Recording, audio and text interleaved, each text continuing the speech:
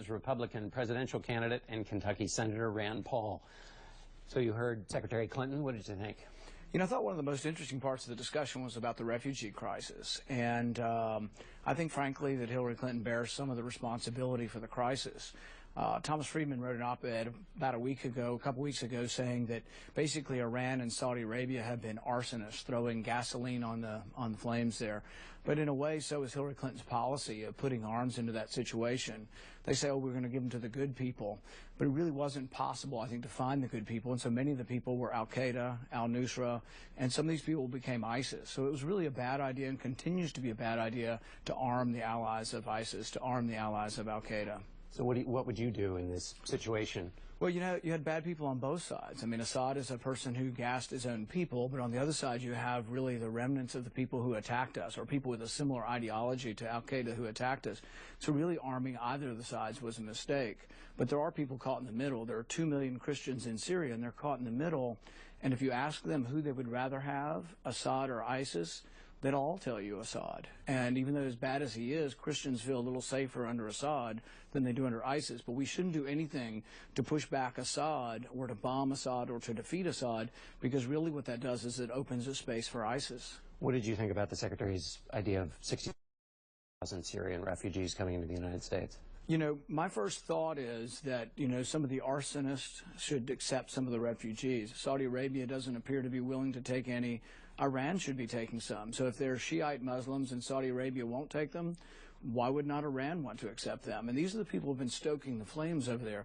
Bahrain, Qatar, all the people pouring arms into there, all these rich sheikdoms, why aren't they taking refugees? What about the argument that the United States, when it does this kind of thing, takes in refugees and plays a leading role in the world, as it did after the Vietnam War with the Vietnam boat people, that's a way in which, with soft power, the United States gets out of situations it finds it's in that are more warlike, which is... Well, I have a great deal of sympathy, obviously, for the people who are displaced, and you can't see the pictures of that, you know, young boy that drowned over there and not have a great deal of sympathy. There are private groups trying to bring people over here. There's a Project Nazarene trying to bring Christians out of the Middle East and bring them to our country. But I think we do have to be a little bit wary. I mean, we brought 65,000 from Iraq after the Iraq War. And part of me says, well, we won the war. Why wouldn't the people who are pro-West, why wouldn't we have wanted them to stay in Iraq and help rebuild the country? Why would we take out 65,000 of the best people? In this situation, there's not really a choice. Those 65,000 people, or the hundreds of thousands of people, are stranded.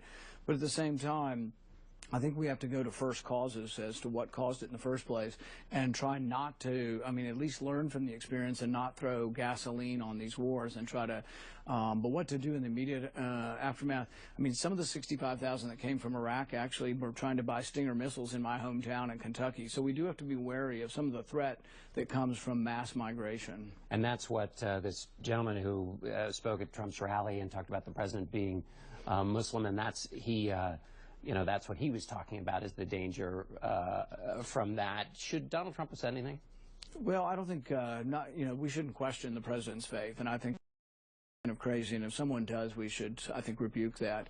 But getting back to sort of this mass migration, there was an article about some of the people coming in, and they listed a 19-year-old boy from Afghanistan, and his only paperwork was a Hungarian political asylum. He had no other paperwork, no passport.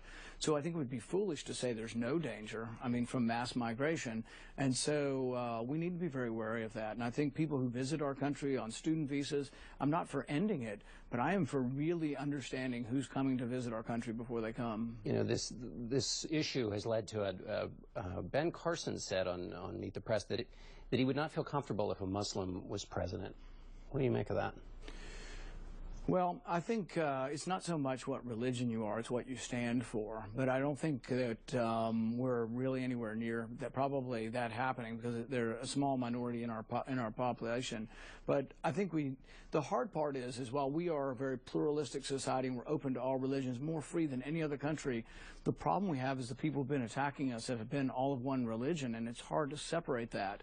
And so I understand people saying, oh my goodness, you know, would you have a problem? Would you have a problem with the Muslim president, though? I try to see that as a separate thing, someone's religion, but I just think that it's hard for us. We were attacked by people who were all Muslim.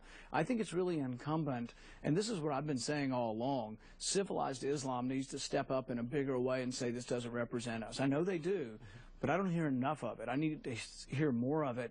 And I frankly think that Saudi Arabia has often stoked the flames of radical Islam instead of trying to be helpful. So you wouldn't have a problem with that. Let me ask you about this debate over Planned Parenthood. And Carol Tobias, who's the president of the National Right to Life, has said that while nobody wants to defund Planned Parenthood more than her organization, that threatening a government shutdown actually hurts the cause. What do you think of that argument? I think we're missing your picture on everything, not just Planned Parenthood. We borrow $1 million a minute. So if you do a continuing resolution, you're acknowledging that the government's broken, but you're going to vote to continue spending money at a rate that is unsustainable. So it's not just Planned Parenthood, it's everything. So I think we need to flip the tables. Everybody's saying, oh, we have to have 60 votes to defund Planned Parenthood.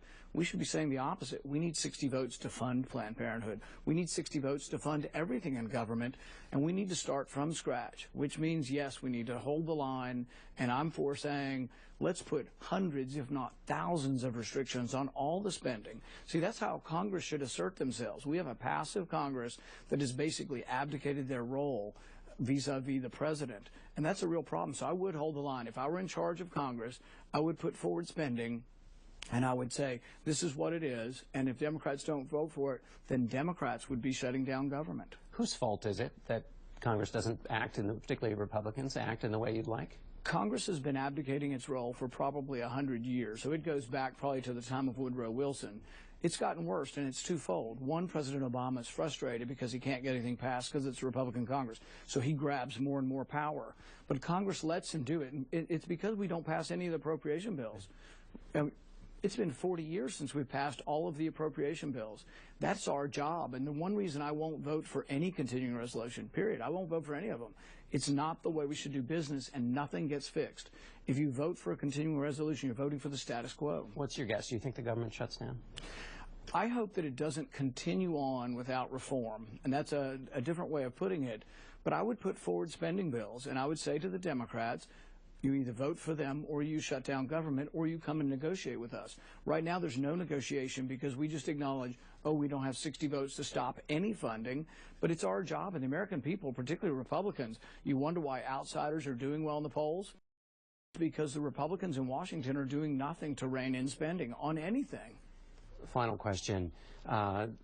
As I talked about with Secretary Clinton, there's a big appetite for outsiders. That used to be what they said about you when you came in. Oh, they still do. You just have to listen. They still do. But the polls, at least at the moment, for this snapshot in time, seem to like other kinds of outsiders. Right. What do you think accounts for that? Is senator a dirty word? Well, you know, I ran for office because I was unhappy about Washington, and I still am. The more I see of Washington, the more unhappy I am of how things are dysfunctional and don't work. I'm a huge proponent of term limits. I would throw everybody out, myself included. I'm serious. I think we need to start afresh periodically, and I think 12 years is more than enough time in the Senate, 12 years is more than enough time in the House, and I would think you would get more turnover.